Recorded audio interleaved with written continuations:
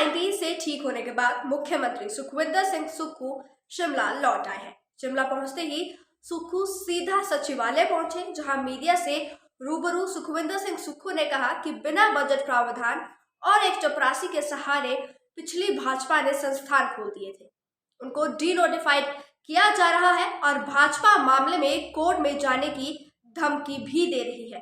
भाजपा यदि कोर्ट जाना चाहती है तो जल्द जाए, जब वो कोर्ट जाएंगे तो उसका माकूल जवाब दिया जाएगा।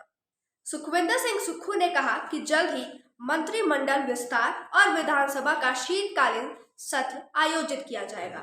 हिमाचल में कोई ऑपरेशन लोटस नहीं होगा, क्योंकि मैं तो कोविड-19 के चलते 7 दिन तक दिल्ली में था। विधायक शिमला में ही घूम रहे थे। भाजपा के ऑपरेशन लोटस के सपने कभी भी पूरे नहीं होंगे। फैक्ट्री बंद होने को लेकर उन्होंने कहा कि लोगों को सस्ता सीमेंट मिलेगा, बाकी जो विवाद है वो सीमेंट फैक्ट्री और ट्रक ऑपरेटरों के बीच है, उसको सुलझाने के प्रयास जारी है। इसकी शुभकामनाएं आपको भी सर लगभग एक हफ्ते से भी ज्यादा अंतराल के बाद स्वस्थ होकर लौटे हैं और बहुत चर्चाएं हैं मंत्रिमंडल गठन को लेकर, विधानसभा सेशन को लेकर। क्या कहेंगे, कब तक हो पाएगा? मैं स्वस्थ तो क्वारंटाइन के समय बिताकर हुए थे। एक हफ्ते से मैं दिल्ली के हिमाचल सदन में पूरा अपना टाइम व्यतीत कर रहा था। पिछले कल मेरा कोरोना प्रोटोकॉल का जो समय था वो खत्म हुआ और मुझे तो पता तब लगा जब प्रधानमंत्री जी से मेरी 11 बजे की अपॉइंटमेंट थी। हमारे रेजिडेंट कमिश्नर ने हमारा RT-PCR का टेस्ट लिया था और उन्होंने कहा कि आपको कोरोना हो गया है। तो मेरी उनसे प्रधानमंत्री से जिससे जो मिलने की कर्टसी कॉल थी वो भी नहीं हो पाई और फिर मुझे क्वारंटाइन होना पड़ा और कल मेरे समय खत्म हुआ है। सर, जिस तरह से सरकार ने पिछले 6 महीने के कामों को रिव्यू किया है, उसके बाद से बीजेपी काफी आक्रामक है। आज विपक्ष के नेता चुन लिए गए हैं जयराम जी, और राज्यपाल को भी एक ज्ञापन सौंपा है, मांग की गई है कि वे चेतावनी दे रहे हैं। इस पिछली जो सरकार थी जयराम जी की, उसकी विडंबना देखिए। 4.5 साल तक ऑफिस खोलना, कहाँ खोलना, प्राइमरी हेल्थ सेंटर खोलना, कहाँ खोलना, इस बारे में सोचा ही नहीं। और जब चुनावों का वक्त आया तो 590 संस्थान खोल दिए। इतने संस्थान जितने भी प्रदेश के पिछले मुख्यमंत्री रहे हैं उन्होंने भी नहीं खोले। और संस्थान कैसे खुले? प्राइमरी हेल्थ सेंटर PN के द्वारा चलाए जा रहे थे। किसके द्वारा? PN के द्वारा चलाए जा रहे थे। और कईयों की नोटिफिकेशन हुई है, स्टाफ ही नहीं है। कोई भर्तियां हुई इन संस्थानों में, 590 संस्थानों में। जब इसका कैलकुलेशन किया गया कि इन संस्थानों को जब खोला जाए तो उसके लिए 3000 करोड़ रुपया की जरूरत है। प्रदेश में 75,000 करोड़ रुपए का बोझ है। आपने 3000 करोड़ का प्रावधान करना था।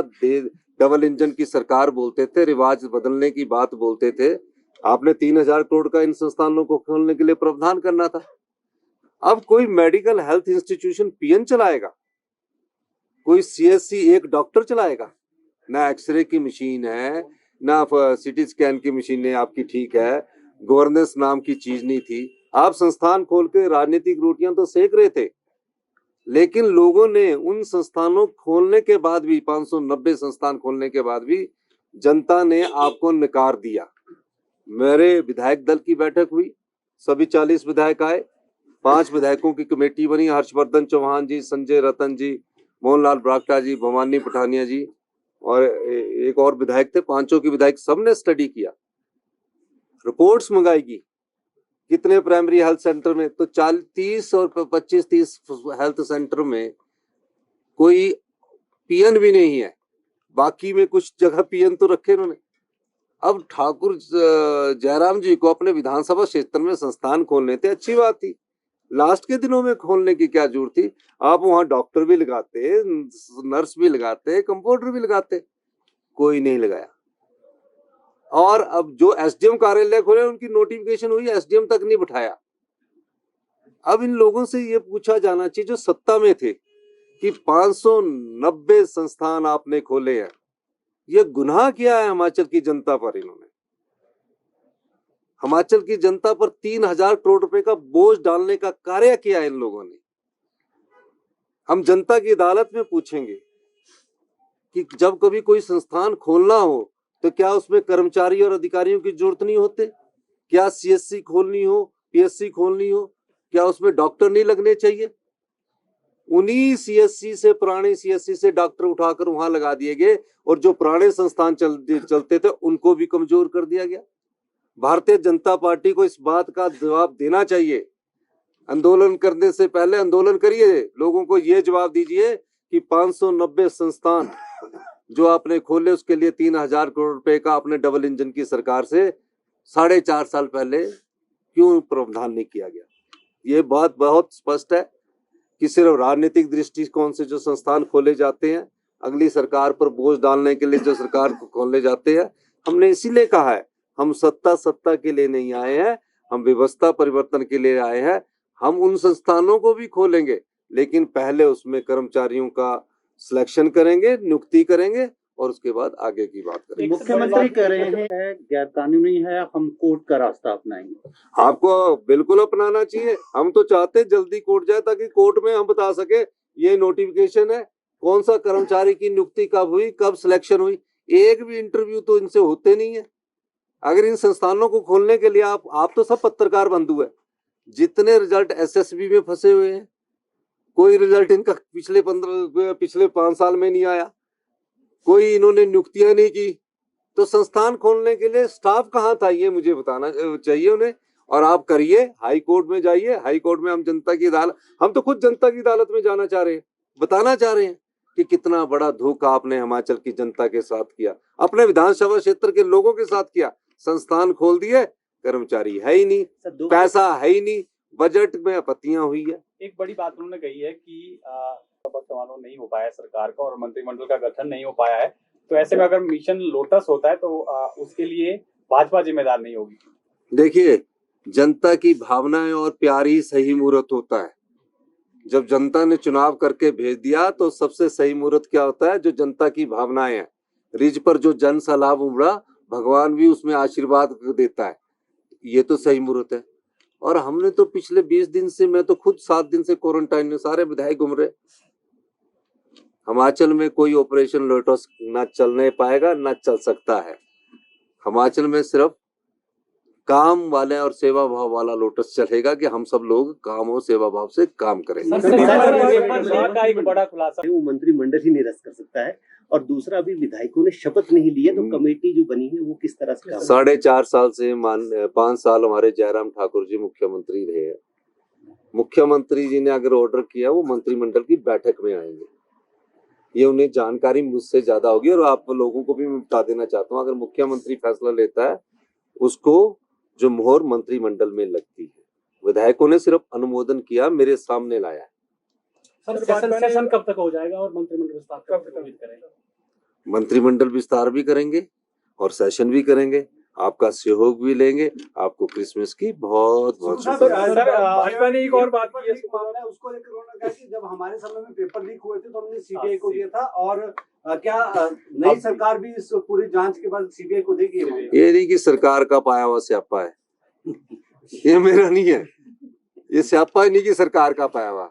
कैसे? मैंने मुख्यमंत्री बनने के बाद कुछ पुलिस अधिकारियों को बुलाया और कहा जब भी पेपर हो उस समय ये पेपर लीक गिरोह एक्टिव होगा। मैं ये आपको जानकारी देना चाहता हूँ।